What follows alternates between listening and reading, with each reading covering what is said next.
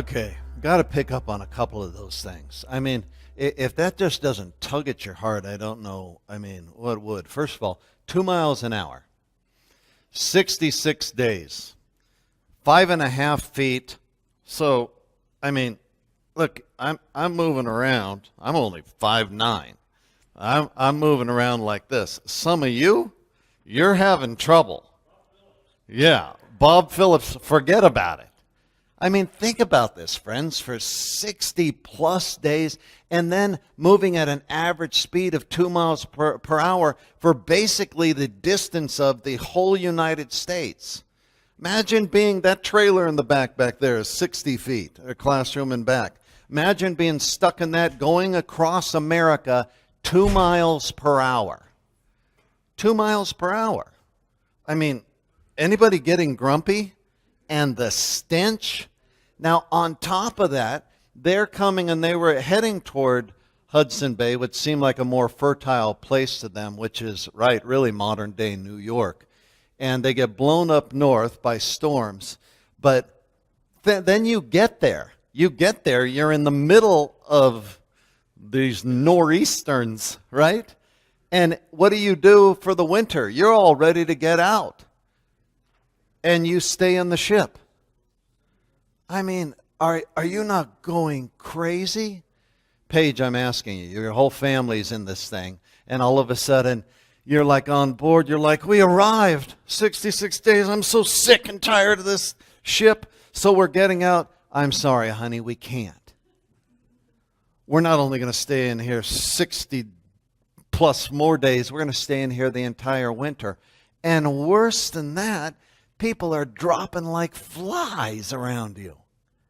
Half of the people survived. 102 start out, and you have 53 people left. Do you know how many people you know who are dead? I mean, I look at those statistics, and I'm just blown away. I can't believe that. 53 people.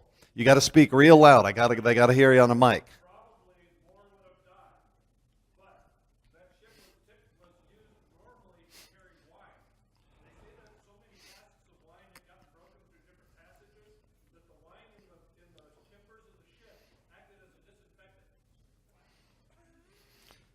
So we can be glad there were 53 alive. And then on top of that, when they finally went to shore, through the next year, another half of them died. Who's feeling good about the United States of America? I'm just in absolute awe of these people. So on the actual tour, I'm not going to get thrown off, but this is actually the third day. I'm starting here because America started here. I'm going to get up to Boston in a second, but I want to give the background and the history. So while we're in Plymouth, actually, you know what I want to do, Stephen? Before I introduce you to the monument to the forefathers, where we will go, and the Plymouth Plantation, which is a living museum, and I got video clips to show you of both of those things, because I think I want to cut straight down to show the Plymouth colony between 1620 1691. They talked a little bit about the growth before, but afterwards, I mean, what they eventually encountered, and then the others that would come over and join them. There's a lot of debate nowadays, especially if you go to a university, you will find out that they are not teaching about these people being as Christian as you think they are. That's Joan, who works for our college over here. Why did you say that? Oh, because I read the papers and work with the students on their assignments from the history classes, and yeah, they have totally rewritten it. Yeah, they have totally rewritten it. Part of this is I want to bring that back in.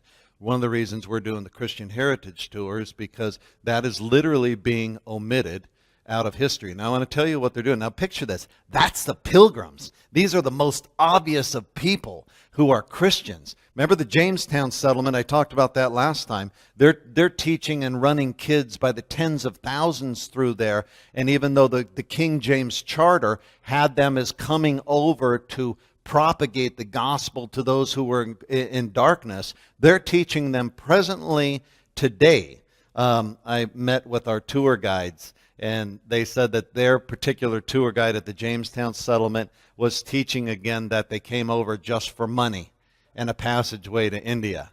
And she said when I brought it up, then they started to, meander around it. But the fact of the matter is, that's why they came over to the Jamestown. That is little less known. The Pilgrims, you think they totally would know and teach about the Christian history. But I want to show you in a PBS article, there's a director, a guy by the name of Eric Shedd, who's the director of the Harvard's Teachers Fellows Program and a lecture on education. And here's what he said. I think it's part of a general shift in the way in which we teach history to question the past and not accept it as fact. So he said, rather than teaching about the religious history and the retelling of that, he said to don't teach the kids the Pilgrims were escaping from religious persecution. Talk to them instead, take the slant on how disease had hit the Indians in New England at the time, and that they could help them. So this is, I know, you're looking and you're going, well, what about history? It's just being omitted, friends. It's completely being omitted. That's why when I mentioned to you during the sermon that the hygienist down in Chico, when I brought up Billy Graham's death, and she said, oh, is that pastor guy? They don't know. The millennials are going out. They know very little about the religious or Christian history of America. So, bring in David Barton, who, by the way, you are hearing second after our few leaders. I'm pretty close to securing David Barton to coming here during the summer, who's one of the top historians in the country, coming here, right, to our theater and church. He may be, keep praying, one of the headliners on the first marquee. So people will come. Nobody knows religious history better than David. David has the largest personal archive of early American artifacts up to 1812, more than anybody in the whole country. He has them in a private museum. So I want to go straight to David's video. I want you to hear how Christian were the original Pilgrims, and particularly that first Thanksgiving, because I'm just telling you, friends, they're not getting this. So let's watch that, and then we'll see how far we get into the hour. What's that? Actually, I'm going all the way to the end one. First Thanksgiving. That's okay. Barton's. I know. I'll come back to the monument and the... Hello, America. Welcome to the Glenn Beck program. I'm David Barton, filling in for Glenn tonight. Well, tomorrow's Thanksgiving Day, and many families will be spending time together, eating meals and enjoying sporting events, and hopefully remembering to stop and thank God for His many blessings. I mean, after all, Thanksgiving, which is one of America's favorite holidays, is one of our many overtly religious holidays that we officially celebrate every year. But how did we get here? That is, how did Thanksgiving become one of our most beloved celebrations? Well, most Americans know that this tradition goes back to the Pilgrims. Times of Thanksgiving in America actually occurred long before the Pilgrims. For example, a Thanksgiving commemoration occurred 79 years before the Pilgrims in 1541 at Palaguro Canyon, Texas, with Coronado and 1,500 of his men. Then in 1565, there was one at St. Augustine, Florida, with French Huguenots, that is, French Protestant colonists. And there was one in 1598 at El Paso, Texas, with Juan de Oñate and his expedition. And in 1607, there was a Thanksgiving celebration after settlers landed at Cape Henry, Virginia. And there was another one in 1619 at Berkeley Plantation, Virginia. And all of these Thanksgivings happened long before the Pilgrims ever arrived. But it's still from their Thanksgiving celebration of 1621 that we observe and derive the current tradition of Thanksgiving Day.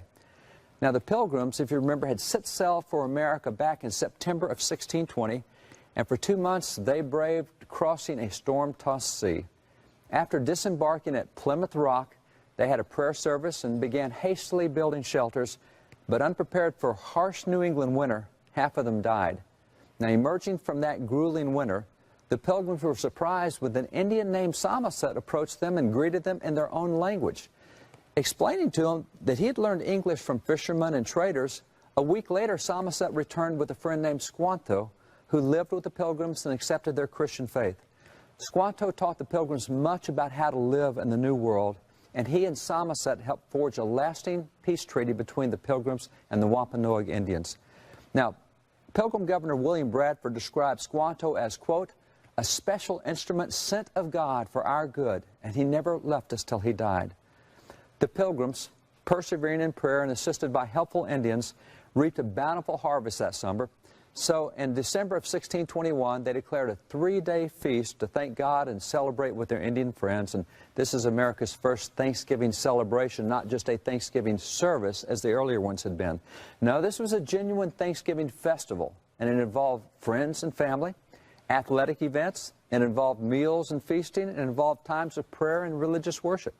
This led to an annual Thanksgiving tradition in the New England colonies, but days of Thanksgiving really didn't start spreading southward into the other colonies until the American Revolution, and at that time Congress issued 8 separate national Thanksgiving proclamations. Now, America's first federal Thanksgiving occurred in 1789 after the end of the Revolution and the adoption of the Constitution. The discussion of notable founding fathers about why they did this first federal Thanksgiving is actually found in this book. This is the Records of Congress covering 1789, and it tells us here in this book, it says, quote, Elias Boudinot said he could not think of letting the season pass without offering an opportunity to all citizens of the United States of joining with one voice and returning to Almighty God their sincere thanks for the many blessings he had poured down upon them. Also, we're told that Roger Sherman, it says Roger Sherman justified the practice of Thanksgiving as warranted by a number of precedents in the Holy Writ, that is the Scriptures. This example he thought worthy of Christian imitation on the present occasion. So Congress, therefore, requested President Washington to call for a day of national Thanksgiving, which he gladly did. He issued this original Thanksgiving proclamation, 1789. This is America's very first federal Thanksgiving. Now, why did President Washington do this? Why did he call for a federal Thanksgiving? Well, he explained right here in this proclamation. He said, it is the duty of all nations to acknowledge the providence of Almighty God, to obey His will, to be grateful for His benefits, and humbly to implore His protection and favor. Federal Thanksgiving proclamations occurred sporadically after this one, with most official Thanksgiving observances occurring at the state level rather than the federal level. Much of the credit for the adoption of our annual federal Thanksgiving holiday may be attributed to Sarah Hale, a mother of 5 and the editor of Godey's Ladies magazine. It was a popular ladies magazine that contained poetry and artwork and articles by America's leading authors. She actively promoted the idea of a national Thanksgiving Day, and she explained in an editorial, she said, Thanksgiving Day is the national pledge of Christian faith in God, acknowledging Him as the dispenser of blessings. This festival should be joyfully and universally observed throughout our whole country as inseparable from American life. For nearly 3 decades, she lobbied and wrote president after president, including President Abraham Lincoln, asking him to proclaim a federal Thanksgiving. Now, Lincoln set that precedent. He responded in 1863 with a proclamation. Here is his proclamation printed in the New York Times. He set it up for the last Thursday of November. Sound kind of familiar? He reminded Americans in this proclamation, he said, the year that is drawing toward its close has been filled with the blessings of fruitful fields and healthful skies. And to these bounties, which are so constantly enjoyed that we're prone to forget the source from which they come, others have been added.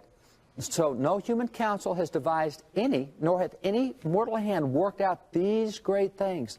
They are the gracious gifts of the Most High God. Over the next 75 years, subsequent presidents followed Lincoln's precedent, and over the course of time, annual Thanksgiving celebrations, they varied widely, and they even occurred in different months over those 75 years. But then in 1933, with this Thanksgiving proclamation by President Franklin D. Roosevelt, we began regularly celebrating Thanksgiving on the 4th Thursday of each November. And then in 1941, Congress permanently established that day as the National Thanksgiving holiday. By the way, you can see all of these original historic Thanksgiving proclamations and lots of others at wallbuilders.com. By the way, when you're listening to David, you see that? None of it's scripted. I was very fortunate in 2010. I actually took the same tour that we are taking, but David came out of hiding and led our tour. And so for 10 days, and the man is just an encyclopedia when it comes to the founding of our country. Part of what I want to get the place for you to do is to understand that the people who founded our country were much more Christian than they are teaching today. And so that's a little bit about that background. But let's go to there's two places in Plymouth that we are going to hit during this tour.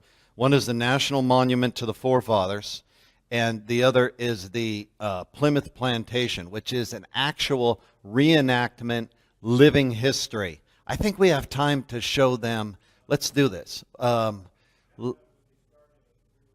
I hate this class. I'm going to be pressed for time. Okay. So this is literally what I'm going to do with whatever time I have for 20, 25 minutes. Let me tell you what's coming in this next segment. So I will not only show you a visual and walkthrough of this monument to the forefathers, you are going to be blown away how much Christianity circles this monument, which was erected in the 1800s, so that we would never forget the Pilgrims' Christian history, for the very purpose. Now, on the actual tour, we are going to have a historian meet us there. Mr. Leo Martin is his name. And he's going to meet us there and walk us through each side. But because you won't be there, has anybody seen, what's the young guy's name, the actor? The movie is Monumental. Stephen? Who did Monumental? The actor, young actor. He's really active for the faith. Kirk Cameron, excuse me.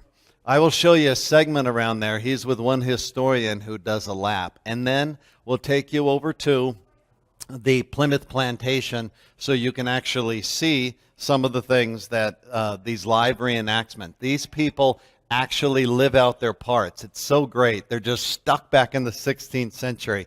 And when I've been there, I try so bad to get them out of that spot. That's the only place I've ever been to that has never minimized the role of Christianity. You turn to them and you say, so does Christianity, is it a big deal to you? And man, they will look at you and just blah and give you everything.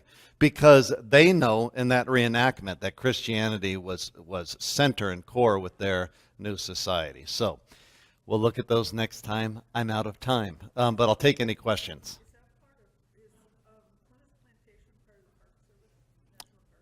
It is. No, it is not. No, I do not believe it is. I believe it's actually there. It's a nonprofit. I'm pretty certain that it is. It's Plymouth Plantation. You're probably right. So anyway, we'll pick up from there step by step all the way through. All right. Thank you, guys. And those online, thank you. Thank you for your patience as we walk through this.